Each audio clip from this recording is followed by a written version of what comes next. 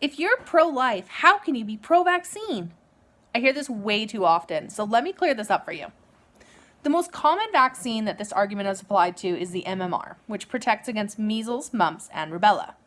If a mother contracts rubella, also known as German measles, while pregnant, it is almost impossible to prevent transmission to the fetus. The virus causes huge problems for fetuses, problems collectively known as congenital rubella syndrome. The 1964 U.S. rubella outbreak caused more than 11,000 miscarriages and more than 2,000 infant deaths, plus more than 11,000 cases of deafness, more than 3,000 cases of blindness, and more than 1,000 cases of mental handicaps. This outbreak was a direct catalyst for the rubella vaccine, and now less than 1 per 100,000 U.S. births are affected by rubella-related disabilities. There are 3 ways that vaccines can be manufactured: in eggs, in human or animal cells, or through recombinant technology. When made in eggs, the virus is injected into a fertilized chicken egg and allowed to replicate for several days. Then the manufacturers take the virus back out of the egg, kill the viruses, and purify the egg extract. When made in cells, the same process applies, except the virus is injected into mammal cells instead of chicken eggs. With recombinant vaccines, genes are isolated from viruses and injected into insect cells. After all the isolated genes are grown separately, they are recombined, mixed with insect cells again, and allowed to grow again. Then the recombined virus is harvested and purified.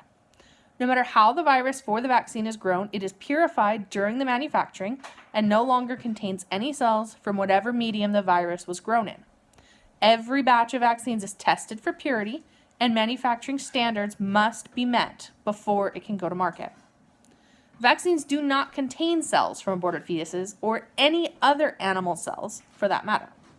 Some vaccines were developed in human cells in early stages of their production, but any vaccines you get at a doctor's office or pharmacy today have the cells removed during the manufacturing process.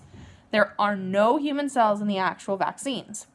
And as a side note, they also no longer use chicken eggs in any vaccines except the influenza one, so you don't need to worry about chicken DNA either.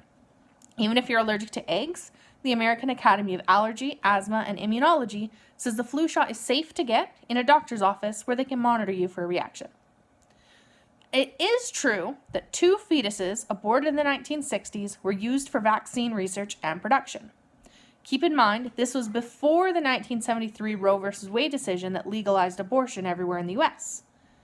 The 1965 rubella vaccine was grown in lung tissue of an aborted female fetus, reportedly aborted for birth control reasons. But since it was only possible to get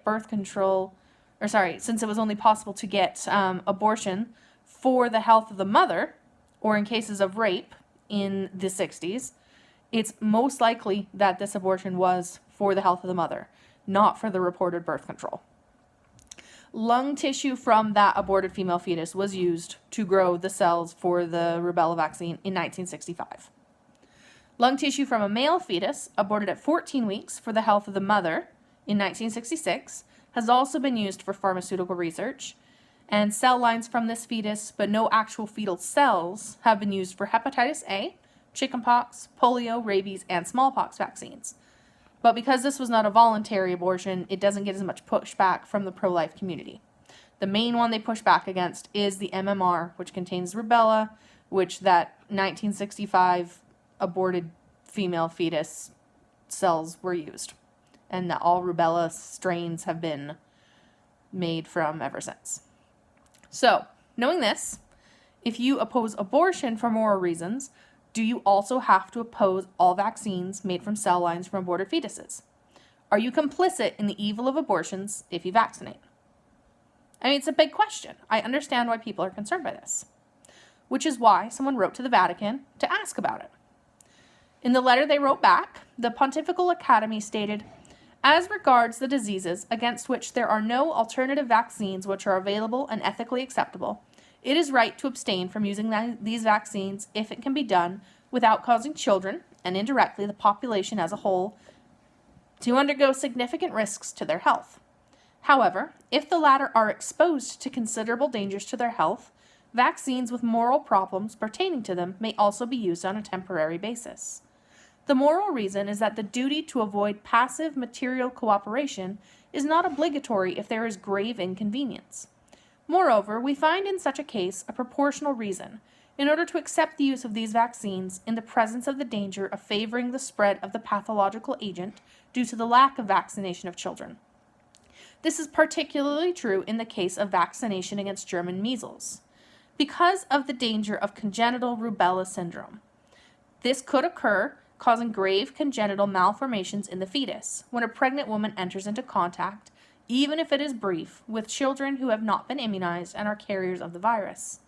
In this case, the parents who did not accept the vaccination of their own children become responsible for the subsequent abortion or miscarriages of fetuses. I think that's pretty clear. If vaccines are made from aborted fetal cell lines, and you choose not to vaccinate because of that, you are morally responsible for anyone who becomes ill or dies because of that choice. And that's not me saying that. That's the Vatican. If you're pro-life, do you stop fighting for that life after it's born? The diseases we vaccinate for can kill people. Whether you vaccinate or not, those fetuses were already aborted. But by choosing to vaccinate, you can stop the transmission of deadly and debilitating diseases.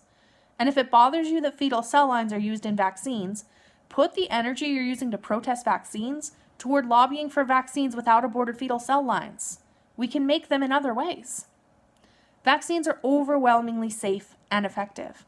Vaccines save lives. Get immunized.